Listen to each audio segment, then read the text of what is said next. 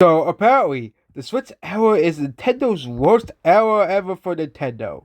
Yeah, once again, ignore the Wii U and 3DS era, you know, and that era as well. Okay, that era as well, here. And we're going over all the reasons why. The Switch being the worst hardware ever made, clearly designed to produce being very powerful Wii U with felt premium. Zelda to the two Ubisoft quote. Its sequel barely different from a predecessor, just like a Ubisoft game. Super Mario Odyssey, Super Mario Wonder are absolutely baby games that provide absolutely zero challenge for the player. Yeah. Yeah. Mario Odyssey, one of the most beloved Mario 3D platformers in the world, is a baby game. Okay, I don't know how beloved Mario Wonder is. We gotta really see. We really gotta let Mario Wonder cook, but much more turn into the ugly mess of a game as the Organon Radio. It consists of a gameplay loop of whatever that is. Zero Point turned into anime reboot slash ultimately the story of the fantasy features said to be the RPG series like a Final Fantasy and the story and its reputation. Final Fantasy the story and its own reputation. Uh I don't think Zero Point wants to be like Final Fantasy. Okay, Final Fantasy turned into basically whatever the hell modern Final Fantasy is. I don't really think you should be comparing Xenoblade to Final Fantasy. Okay, there are two different IPs, and Final Fantasy has been turned more to a Western style RPG to appeal towards the West. Meanwhile, you gotta realize Nintendo's a Japanese studio. Yeah, Nintendo is a Japanese studio. If they want to make the games more like an anime, because that's what's popular in Japan, that's their choice. Also, Zero Blade 2 and 3 sold relatively well, all things considered. Yes, they are still more niche IPs, but they have still sold relatively well. Okay, Smash Ultimate is quite possibly the worst Smash games in 64. It's DLC's worst in force. Really? You'll complain about the DLC. Let me guess. You didn't get Crash Bandicoot and Smash Bros, so you think Smash Bros Ultimate's the worst Smash game ever. Well, get over it and grow up. Accept the counters that they gave you, because that's the counter they choose. Of course, I think the worst choice is Mid, but they added a lot of pretty good characters in the game, like Steve, Sephiroth, Banjo-Kazooie. Even though I'm not the biggest fan of Banjo-Kazooie, Sora, which Sakurai confirmed was the most requested character in the game, and you're still angry that a freaking Bandicoot didn't make it into Smash Bros. And you have to, and sound right as horrible, and you have to pay for it. Characters being busted, a children's game that's ultimately dead. Of course, the game has been out for like 4 years. Games don't stay alive forever.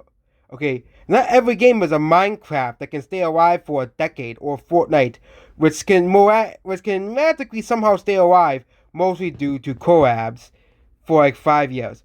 I bet if Smash Ultimate was like Fortnite still had collabs, Smash Ultimate would still have a pretty large player base, all things considered. And people moved on to real fighting. Of course, fighting game. Are you talking about Multiverses and Nick All-Star Brawl 2? Well, those games are even more deader than Ultimate, because Nintendo effectively destroyed the community. The Pokemon becoming gritty garbage. Well, that's Game Freak's fault. Again, Pokemon's been gritty garbage in the first Pokemon games. So Pokemon fans are fine with it, somewhat, because of the first Pokemon games. Pokemon games have always been gritty garbage if you know how to look for the glitters. But again, Pokemon Scarlet Violet release is very, very, not good. More as well. I'm not no one can defend Game Freak. It could have been easy bullshit like Mario, but the pure nothingness of my Odyssey. Okay, Coming to Forgotten Land was pretty difficult, especially the final boss. I kept dying on the final boss of the game. Let me guess, you're calling the game easy because there's no lives in the game, okay? There's still difficult parts of Mario Odyssey and Kirby the Forgotten Land that will still make you frustrated. Just because the live system, which I hate the live system, is gone, doesn't make the game easier, okay? Considering the fact that the live system is basically, negated in even like remasters of games like Crash Bandicoot by autosave and saving all together. They can just basically save when you have a high point of lives before you enter a difficult level. Which basically means, once you are lives, you go back to the same amount of lives and not start over. Sorry, gaming is in the NES days where we play, like, for example, old Mega Man games. Well, once you are lives, you have to restart the whole game all over again, or the original Super Mario Bros. Animal Crossing having less content than a 3DS game as well. Again, Rose would be expecting Nintendo to support New Horizons to the end of time. Again, Again, I've never played New Horizons, so I can't really tell you. Pikmin 4 brings in the coziness that will be very. So you call people who like Pikmin gay. Yeah, you're insulting an entire community who like these games. Pikmin 4 is probably the easiest Pikmin game. Actually, okay, that goes to Pikmin 3, because at least there's some difficult bosses. But Pikmin 4, I think, had the most amount of content and things to do in any Pikmin games. And some of those Dondori challenges were actually pretty difficult. Actually, take it back, Pikmin 3 is still the easiest Pikmin game as well. Which means Pikmin 3 is still the worst Pikmin game, all things considered. Okay, to promote in games like Animal Crossing and Stardew Valley, and now there's no more is there an ambience. So games can't be ambient? Is that what you're telling us? That is the stupidest freaking thing I've ever heard. Okay, so games can't be ambient? Splatoon is a series that never evolved. The same exact original fucking Wii U games of graphics. Again, I don't play the Splatoon games, so yeah.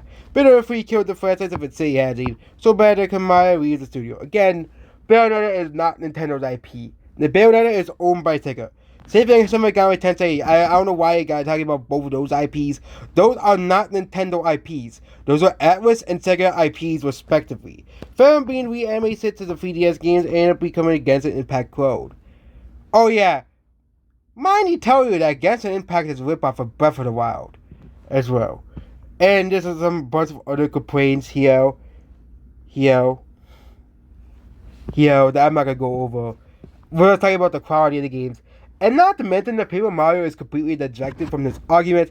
Well, they can't really defend that because Paper Mario was ruined in the 3DS and Wii U era. Okay, a lot of these problems that this guy is talking about started the 3DS and Wii U era of Nintendo. Mario games being easy, that was a symptom of the DS and Wii U era. Okay, New Super Mario Bros. U and New Super Mario Bros. 2 and Mario 3D Land 3D World are among the easiest Mario games ever created. Metroid did not exist during the 3DS era. Xenoblade, X flopped, so they said, you know what? Nobody likes mature games, so let's give anime games instead. Smash Ultimate, the crit is because you're still riding over Crash Bandicoot is not being Smash Bros. Okay, Pokemon kind of declined during the 3DS era, started to acquire the IP. Pikmin 3 being the easiest Pikmin game of all time. Okay, Splatoon originated in the Wii U era, and Zelda didn't really exist during the Wii U and 3DS era as well. Okay, a lot of these problems this guy is talking about really originated in the 3DS and Wii U era, which is often considered by you guys the greatest era of Nintendo. Yeah, the greatest era of Nintendo, though. I don't really like. Actually, the greatest era of Nintendo, according to these guys, would be the N64 / GameCube era, which is a base opinion, all things considered. But calling the Wii U era a great era of Nintendo because of Miiverse is absolutely absurd. Miiverse was not, was an extremely strict platform.